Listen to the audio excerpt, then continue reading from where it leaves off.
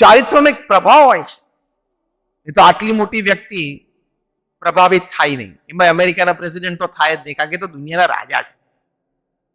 At least અત્યારે તો Trump સાહેબને જોઈને આપણને ખબર પડે છે કે રાજા છે જ. જે રીતે વર્તે છે, સવારે 4 વાગે પરોઢિયે સ્વપ્ન આવે, 10 વાગે તો કાયદો થઈ જાય. કારણ કે દુનિયાની પ્રથમ 20 મોટી સંસ્થાઓ, તમે United Nations go, international monetary fund, world bank, આ બધી અમેરિકન ડોલર ઉપર ચાલે છે. અમેરિકાના પ્રતાપે ચાલે છે, એની મહેરબાની નીચે ચાલે છે. એટલે પ્રભાવ તો રહેવાનો છે અમેરિકાના પ્રેસિડેન્ટનો. બિલ ક્લિન્ટન અહીંયા મુંબઈ આવેલા, તાજમાં પાવર કપલ અને હિલેરી ક્લિન્ટન બંને જણા, તો હુઝ ઓફ ઇન્ડિયા 500 જણા ભેગા થયેલા.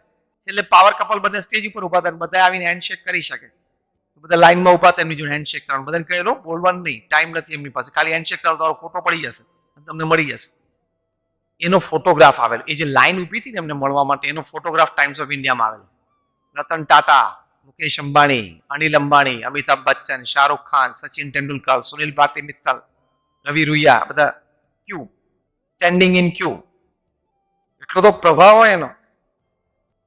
હવે એ એક ભારતના 80 વર્ષના સંત એનાથી પ્રભાવિત થાય, અને કદાચ પ્રભાવિત થાય ને તો વ્યક્ત ના થાય. Even if he gates impressed, he doesn't express himself, કારણ કે ઈગો આવી જાય, પણ એક્સપ્રેસ થઈ ગયા. તો ચારિત્રનો આટલો પ્રભાવ હોય છે. ચારિત્ર તમે નિર્માણ કરો અને ચારિત્રયુક્ત જીવન જીવો ને, તમે ચિંતા ના કરતા, ભાગ્ય તમારી પાસે આવવું જ પડશે. તમારું પ્રારબ્ધ બદલાશે જ. ચારિત્રયુક્ત જીવન જીવો એટલે all goodness has to come to you. બધા પ્રકારની સારપ તમારી પાસે આવશે જ.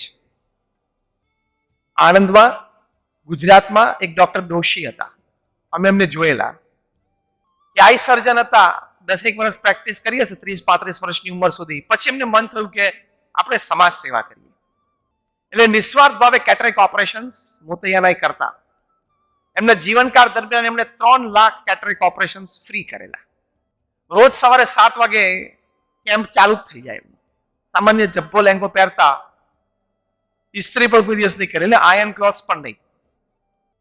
એ ગાંધીનગરનું અક્ષરધામનું ઉદઘાટન થયું. પહેલા દિવસે પ્રથમ સભામાં જ પ્રમુખ સ્વામી મહારાજે પોતે એમનું સન્માન કરેલું. એ ડોક્ટર દોશીની સાથે ડોક્ટર મહેતા કામ કરતા. હમણાં 2 વર્ષ પહેલા વડોદરામાં, એમની ઉંમર તો 85-87 વર્ષની, કદાચ 90 ઉપર હશે, અમે એમને મળ્યા હતા. અને કોઈ પરિચય અમારો કરાવ્યો કે ડોક્ટર દોશી સાથે ડોક્ટર મહેતા પણ વર્ષો સુધી કેટરેક્ટ ઓપરેશન્સમાં કેમ્પમાં બધે સેવામાં જતા. આઈ ફેલ્ટ વેરી ઇન્ટરેસ્ટેડ. એટલે મેં કીધું કે તમારી પાસે સમય હોય તો મારે તમારી સાથે 10 મિનિટ બેસવું છે, ડોક્ટર દોશીની વાતો સાંભળવી છે. કે હું તો ફ્રી છું, રિટાયર્ડ છું. ના, તો મારે તમારી પાસેથી આ વાતો થોડી સાંભળવી છે. આવી એક વ્યક્તિત્વ વિશે વાત તો કંઈક 2 સારી સાંભળી. થોડી વાતો સાંભળીને પછી મેં ડોક્ટર મહેતાને પૂછ્યું કે આટલા બધા કેટરેક્ટ ઓપરેશન તમે ફ્રી કરે ને આટલા બધા કેમ્પ કર્યા, એની માટે કંઈક તો ધન પૈસાની વ્યવસ્થા તો જોઈએ કે નહીં? એ કેવી રીતે થતી? તો કહ્યું કે સ્વામી, હું તમને કહીશ, તમને આશ્ચર્ય લાગશે. અમે 10, 12, 15 દિવસ રૂરલ એરિયામાં બધે કેમ્પ માટે નીકળ્યા હોઈએ. 10, 12, 15 દિવસ પછી પાછા આવીએ અને આણંદમાં ડોક્ટર દોશી પોતાનું ક્લિનિક ખોલે એટલે 10, 15, 25 ચેક તો એમને નીચે ફ્લોર ઉપર પડ્યા હોય. શું વાત કરો? તો કે સ્વામી, નજરે જોયેલી વાત કરું છું. દરવાજાની નીચેથી દિવાળમાંથી લોકો ચેક નાખી જતા. એટલે મેં બીજો પ્રશ્ન પૂછ્યો, આ ચેકની રકમ કેટલી હોય? તો કે 5,000 નો પણ જોયો છે અને 25 લાખ નો પણ જોયો છે. કેરેક્ટર, નિસ્વાર્થ ભાવે સેવા એક કેરેક્ટર છે. Absolutely selfless service is a big character. તો મેં કીધું એમ રિસોર્સિસ આ કે નહીં સામેથી? ડોક્ટર દોશી, પછી મેં ડોક્ટર મહેતાને વાત કરી. મેં કહ્યું તમે એનું આયોજન કેવી રીતે કરતા? તો કે તમને વધારે આશ્ચર્ય થાય એવી એક વાત કરો. ડોક્ટર મહેતાએ મને કહ્યું કે ડોક્ટર દોશી તો કોઈ દિવસ આવા ચેક સામે જોતા પણ નહીં. ક્લિનિક ખોલે અને ચેકના બધા નીચે પડ્યા હોય તો કૂદીને જઈને એમના ટેબલ ઉપર કામ કરવા બેસી જાય. આ ચેક બધા ભેગા કરવાની વ્યવસ્થા મારે કરવાની, મારી જવાબદારીમાં આવતું. અને એમને કહું કે બેંક એકાઉન્ટમાં આટલા ચેક જમા કર્યા છે, આટલી એક રકમ છે બેંકમાં. એ કદાચ સાંભળતા નહોતા મારી વાત. એમને એક જ વાત હતી કે મારે નિસ્વાર્થ ભાવે સેવા કરવી. તો રિસોર્સિસ એની જાતે આવ્યા. પ્રમુખ સ્વામી મહારાજની તમને વાત કરી, ડોક્ટર દોશીની વાત કરી. તમારે નોકરી, ધંધો, વેપાર સારામાં સારો કરવો હોય, સમાજમાં સારા સંબંધો ઉભા કરવા હોય, કોઈ આવી સારી સમાજ સેવા સાથે રહીને સારી સેવા કરવી હોય, the first important aspect as a foundation is your character. તમે ચારિત્ર દ્રઢ રાખો એટલે આ બધું એની જાતે ગોઠવવા મળશે. ચારિત્ર દ્રઢ રાખશો એટલે એની જાતે ગોઠવાશે. બધાનું ગોઠવાયેલું છે અને એમાં કીર્તિ છે, એમાં યશ છે, એમાં પ્રસિદ્ધિ છે. Sardar Vallabhbhai Patel as union home minister અને deputy prime minister of India જ્યારે એમનો દેહાંત થયો ત્યારે એમના બેંક એકાઉન્ટમાં 700 રૂપિયા હતા, રાઉન્ડ અબાઉટ 600-700 રૂપિયા જેવું હતું.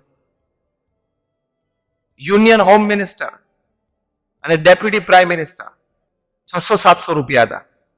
એટલે ઘણી વખત હું હસતા હસતા કહું છું, પણ જે સિરિયસલી પણ જે હકીકત વાત છે કે 600-700 રૂપિયા જ બેંક એકાઉન્ટમાં હતા ને એટલે 2200 કરોડનું સ્ટેચ્યુ બન્યું, બાકી ના બનતા. સ્ટેચ્યુ ઓફ યુનિટી બન્યું ને 2200 કરોડનું, એ 600 કે 700 રૂપિયા બેંક એકાઉન્ટમાં હતા ને એટલે બન્યું. જો પાછા 3-4 બીજા મીંડા હોત તો પાછું ના બનત. Character has power. Character has power. અત્યારે ભારતનું એક પણ ટાઉન કે શહેર સિટી એવું નહીં હોય કે જે એમજી રોડ ના હોય. તમે જોજો, મહાત્મા ગાંધી રોડ તો રાખવો જ પડે,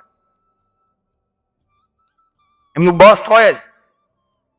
બ્રિટિશ પાર્લામેન્ટમાંથી તમે વિઝિટર્સ ગેલેરીમાંથી નીચે ઉતરો ને એટલે સામે જ મહાત્મા ગાંધીનું બસ છે. એટલે બધા બ્રિટિશ પાર્લામેન્ટેરિયન્સ રોજ આવતા જતા જોવે આણે અમને કાઢ્યા હતા, પણ એ લોકોએ જ પધરાવ્યું છે આ બસ, એ લોકોએ જ આ બસ પધરાવેલું છે.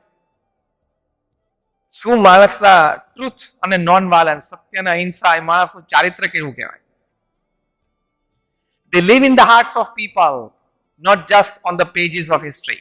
ઇતિહાસમાં તો રહે પણ લોકોના હૃદયમાં પણ એનું સ્થાન રહે છે.